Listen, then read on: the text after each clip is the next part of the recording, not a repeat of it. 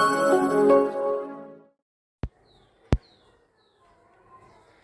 Hello guys, स्वागत है आपका आपके अपने YouTube चैनल द स्ट्रगल पर। आज हम करने वाले हैं अपनी 10th क्लास के लेसन नंबर 6, जो कि हमारे पास है त्रिभुज। अब त्रिभुज का भी हमें करना है 6.1 एक्सरसाइज। तो इसमें है क्या, आइए देखते हैं।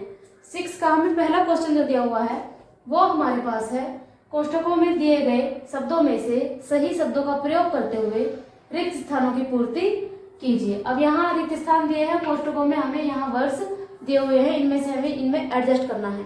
जिसमें से पहला क्वेश्चन है, सभी वृत्त डैश होते हैं, अब सर्वांगसम होते हैं या समरूप होते हैं। ये करने के लिए पहले हमें समझना होगा कि सर्वांगसम क्या होता है और समरूप क्या होता है, क्योंकि लगभग सभी में हमें सर्वांगसम समरूप में ही देखना है कि ये होते क्या है। तो आइए पहले समझते हैं कि सर्वांगसम और समरूप होते क्या है। तो सर्वांगसम अगर हम सर्वांगसम की बात करें तो हमने 9th क्लास में काफी अच्छे से ये पढ़ा था। सर्वांगसम जब भी होता है दो त्रिभुजों में होता है। सर्वांगसमता जब भी हम सिद्ध करते हैं दो त्रिभुजों में करते हैं, और दो त्रिभुजों में से भी सर्वांगसमता तब सिद्ध होती है जब हमारी पहले त्रिभुज की तीनों लाइन दूसरे त्रिभुज की तीनों लाइन के बराबर होगी। तो ये हमारी कहलाएगी एस एस एस सर्वांगसमता। या पहले त्रिभुज के तीनों कोण दूसरे त्रिभुज के तीनों कोणों के बराबर होंगे तो हमारी कहलाएगी एंगल एंगल एंगल AAS सर्वांगसमता। या फिर हमारे पहले त्रिभुज की दो भुजा और एक कोण दूसरे त्रिभुज की दो भुजा और एक कोण के बराबर होगा तो हमारी हो जाएगी SAS सर्वांगसमता।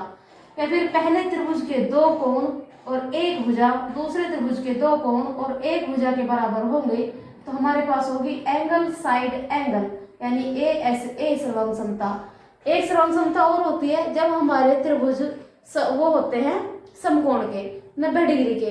तो जब भी हमारे पास 90 डिग्री के त्रिभुज होंगे, वो भी दो, और इनकी ये वाला कोण इस वाले कोण के बराबर होगा यानी कि समकोण होगा, और दो भुजा आपस में क्या होंगी, बराबर होंगी। ये वाली भुजा इसके बराबर है, ये वाली भुजा इसके बराबर है, तो ये हमारी बनती है RHS सर्वांगसमता नियम से। इस तरह हमारी सर्वांगसमता होती है। तो सर्वांगसमता आप समझ गए होंगे। सर्वांगसमता दो त्रिभुजों में होती है, और दो त्रिभुजों की हमें तीन चीज चाहिए, या तो उनमें साइड में से आए या एंगल में से आए, और अगर समकोण है तो उसे हम कहेंगे RHS सर्वांगसमता, क्योंकि समकोण को हम राइट एंगल कहते हैं, इसीलिए समकोण वाली सर्वांगसमता को RHS सर्वांगसमता कहते हैं। अब देख लेते हैं कि समरूप क्या होता है। दूसरी चीज इसमें दी हुई है समरूप। तो समरूप क्या होगा, समरूप हमारे पास वो होता है, समरूप का मतलब है समान रूप। अब समान रूप जैसे हमें यहाँ दिया हुआ है, मान लीजिए त्रिभुज में ही अगर हम देखें, सबसे पहले त्रिभुज दिए हुए हैं, इन त्रिभुजों में बिल्कुल समान रूप दिख रहा है, लेकिन सिर्फ इतना ही काफी नहीं कि हमें दिख रहा है तो हम कह देंगे समरूप है। हाँ, समरूप होता है, जिसके जो एक सी आकृति होती है उन्हें हम समरूप कहते हैं, लेकिन इसके लिए भी कुछ कंडीशंस हैं। और इसका ये वाला कोण इस वाले कोण के बराबर है, ये होते हैं संगत कोण। अगर इसका इधर वाला कोण है, इसे हम मान लेंगे कोण ABC, ये PQR, तो B किसके संगत हो जाएगा, Q के संगत हो जाएगा। तो B वाला कोण Q वाले कोण के कैसा होना चाहिए, बराबर होना चाहिए। A हो जाएगा P के संगत, तो A वाला कोण P वाले कोण के बराबर होना चाहिए। C हो जाएगा R के संगत, तो C वाला कोण R वाले कोण के बिल्कुल बराबर होना चाहिए। पहली तो कंडीशन ये होती है, इसमें तीनों कोण कैसे होने चाहिए, बराबर होना चाहिए अगर समरूप त्रिभुज है तो। एक और कंडीशन होती है, एक कंडीशन ये होती है इसमें, हमें दो त्रिभुज दिए हुए हैं तो उनकी जो हमारी भुजाएं हैं वो समानुपाती होनी चाहिए। अब समानुपाती क्या है, समानुपाती का मतलब ये है कि अगर ये 1 सेंटीमीटर की है और ये 2 सेंटीमीटर की दे रखी है, तो इनमें अनुपात क्या है, इनमें अनुपात है 1:2 का। तो अगर ये इस वाले BC के संगत कौन सी है, QR है, BC के संगत QR है। अगर BC 2 है तो QR हमारे पास 4 ही आने चाहिए, क्योंकि अनुपात हमें क्या रखना है, समान रखना है, यानी 1:2 का ही अनुपात हमारे पास हर भुजा में रहना चाहिए। और अगर ये 3 है तो ये हमारे पास कितने होने चाहिए, 6 होने चाहिए, क्योंकि इसके संगत AC के संगत PR है, तो ये हो जाएगी हमारी समानुपाती। तो आप समझ चुके होंगे कि सर्वांगसम क्या होता है और समरूप क्या होता है। तो अब हम देखते हैं अपने क्वेश्चंस को।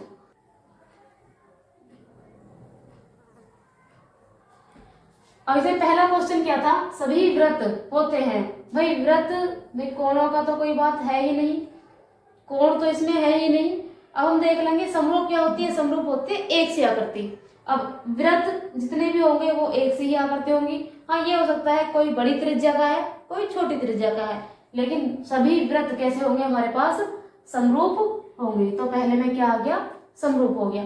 समरूपता ऐसा नहीं है कि सिर्फ एक ही आकृति में चलेगी, समरूपता वृत्त वर्ग त्रिभुज पंचभुज षटभुज सब में हो सकती है, सभी आकृति में हम लगा सकते हैं, चतुर्भुज वगैरह में भी। दूसरा क्या है, सभी वर्ग कैसे होते हैं, समरूप होते हैं या सर्वांग सम होते हैं। अब इसने वर्ग की बात करी है तो वर्ग भी हमारे पास कैसे होंगे भाई, वर्ग वो होते हैं जिनकी चारों भुजा बराबर होती है, इस प्रकार की आकृति। तो ये भी क्या होंगे, समरूप होंगे, इनके भी समान रूप होंगे। क्योंकि वर्ग जो होते हैं चाहे हम कितना भी बड़ा या छोटा वर्ग क्यों ना बना ले, वर्ग में चारों भुजा बराबर होती हैं और चारों कोण भी 90 डिग्री के होते हैं। तो समरूप में हमें पहली चीज क्या चाहिए, कोण बराबर होना चाहिए, तो कोण 90 डिग्री के ही होंगे। दूसरी चीज हमें चाहिए अनुपात समानुपात में होना चाहिए। तो अगर इस वर्ग की ये भुजा 2 है तो ये सारी 2-2 रहेंगी, और अगर ये 3 है तो ये सारी भी कितनी रहेंगी, 3-3 रहेंगी। अगर इनका अनुपात निकालने लगे चाहे हम कोई सी भी भुजा का निकल लें 2-3 ही रहेगा। तो इस तरह इनका अनुपात भी क्या आएगा, सभी वर्गों का बराबर ही आता है। तो इसलिए ये भी वर्ग, सभी वर्ग क्या होते हैं, समरूप होते हैं। अब इसका थर्ड क्वेश्चन देखते हैं। तीसरे क्वेश्चन में कहा गया है सभी त्रिभुज समरूप होते हैं। अब समरूप कैसे त्रिभुज होते हैं, समद्विबाहु या समबाहु। अगर हम इसमें समद्विबाहु लेते हैं, समद्विबाहु का मतलब क्या होता है, जिन त्रिभुजों की 2 भुजा यानी 2 लाइनें बराबर होती हैं। अब जिन त्रिभुजों की 2 लाइनें बराबर होंगी क्या वो समरूप हो जाएंगे, आइए देखते हैं। द्विबाहु के लिए हम 2 त्रिभुज बनाएंगे। पहला त्रिभुज मान लीजिए ये है ए बी एंड सी, जिसमें इस वाली भुजा ये वाली भुजा के बराबर है। अब एक और त्रिभुज बनाते हैं। एक त्रिभुज मान लीजिए हमारे पास है पी क्यू आर, और इसमें ये वाली भुजा इस वाली भुजा के बराबर है, हम मान लेते हैं।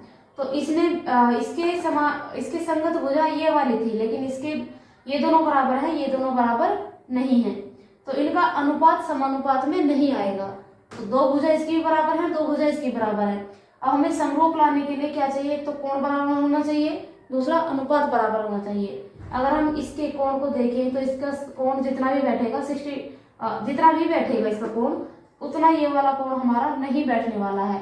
और इसके संगत ये वाला कोण है तो हम एंगल यही देखेंगे। इसके संगत ये है, बिल्कुल नहीं बैठेगा, इसके संगत ये है, तो ये कोण आपस में बराबर ही नहीं बैठेंगे। ठीक है, क्योंकि जरूरी थोड़ी है कि दूसरे वाले त्रिभुज में भी ये ही तो भुजा बराबर हो, ये तो भी भुजा बराबर हो सकती है।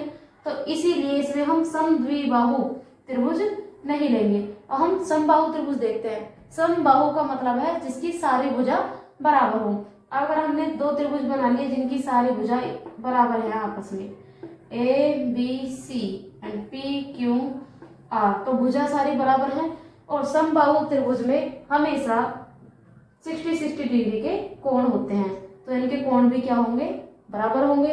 अगर इसकी एक भुजा है मान लीजिए ये 2 होगी तो ये सारी बराबर है, यानी ये भी 1 है ये भी 1 है, तो ये भी बराबर आएंगे, ये भी 2 है ये भी 2 है, तो अनुपात भी इसमें क्या आएगा, बराबर आएगा, 1-2 का ही आएगा। तो हमें जो कंडीशन समरूप के लिए चाहिए वो समद्विबाहु में नहीं मिल रही है प्रॉपर तरीके से, वो हमें समबाहु में मिल रही है, तो हमारे इसमें क्या हो गया, समबाहु हो जाएगा। इसका नेक्स्ट क्वेश्चन अगर देखें, चौथे क्वेश्चन में भी 2 क्वेश्चन दिए हुए हैं। पहला क्या है, इसमें कहा गया है सभी भुजाओं की समान संख्या वाले 2 बहुभुज समरूप होते हैं यदि उनके संगत कोण अब बराबर होने चाहिए या समानुपाती होने चाहिए। भाई कोण की बात आ रही है, और आकृति में हमने आपको बताया था कि चाहे कैसी भी आकृति है, हमने त्रिभुज में बताया था हालांकि, लेकिन अगर हमें चाहिए कैसा समरूप, तो कोण होने चाहिए बराबर, कोण समानुपाती नहीं होने चाहिए। कोण कैसे होने चाहिए, बराबर। समानुपाती तो भुजाएं चाहिए, तो यहाँ पर हमें कोणों की बात की हुई है तो क्या लगा देंगे, बराबर लगा देंगे। दूसरा है उनकी संगत भुजाएं होनी चाहिए हमारे पास समानुपाती, और जब कोण बराबर होते हैं भुजाएं समानुपाती होती है तभी हमारे पास समरूप त्रिभुज बनते हैं। तो इस तरह हमारे ये 6.1 का पहला क्वेश्चन समाप्त होता है। अब हम इसका सेकंड क्वेश्चन देखते हैं। तो इसका दूसरा क्वेश्चन दिया हुआ है, निम्नलिखित युग्मों के दो भिन्न भिन्न उदाहरण दीजिए। पहला क्या है, समरूप आकृतियां। समरूप आकृतियों के हमें दो अलग अलग उदाहरण देने हैं। दूसरा ऐसी आकृतियां जो समरूप नहीं है। अब ऐसी आकृतियां भी लेनी है जो समरूप नहीं है, उनके भी अलग अलग दो उदाहरण देने हैं। भिन्न भिन्न का मतलब अलग अलग। तो पहले देखते हैं समरूप आकृतियों के दो हम अलग अलग उदाहरण कैसे देंगे। समरूप आकृतियां बनानी है तो हम मान लीजिए एक ले लेते हैं वृत्त। हमने क्या ले लिया, ये वृत्त ले लिया। तो ये वाला वृत्त लिया है और ये वाला वृत्त लिया है। इसकी त्रिज्या मान लीजिए 3 सेंटीमीटर है और इसकी भी त्रिज्या कितनी है, 3 सेंटीमीटर है। तो ये हमारे पास क्या हो गया, ये हमारे पास वृत्त हो गया, समरूप वृत्त हो गए। ये हमारे पास कैसे वृत्त हो गए, समरूप वृत्त। तो एक उदाहरण हमारे पास ये हो गया, उदाहरण नंबर 1। अगर हम दूसरा देखें तो दूसरा हम त्रिभुज ले सकते हैं। एक त्रिभुज हमारे पास हो गया ABC, जिसमें क्या है, ये कोण बराबर है और भुजा भी बराबर है। दूसरा हम ले लेते हैं PQR। मान लीजिए इसके ये 2 सेंटीमीटर के थे और 60 डिग्री के क्या है, ये कोण है, क्योंकि समबाहु त्रिभुज में कोण 60 डिग्री के ही आते हैं। तो और ये भुजा हमारी 4 सेंटीमीटर की है, लेकिन कोण इसमें भी कितने होंगे, कोण इसमें भी 60 डिग्री के होंगे, क्योंकि ये भी समबाहु त्रिभुज है। तो इसने बोला था कि दो समरूप आकृतियों के हमें भिन्न भिन्न उदाहरण दीजिए। पहला उदाहरण हमारा ये है जो कि वृत्त है, और दूसरा उदाहरण हमारे हैं समरूप त्रिभुज। समरूप त्रिभुज।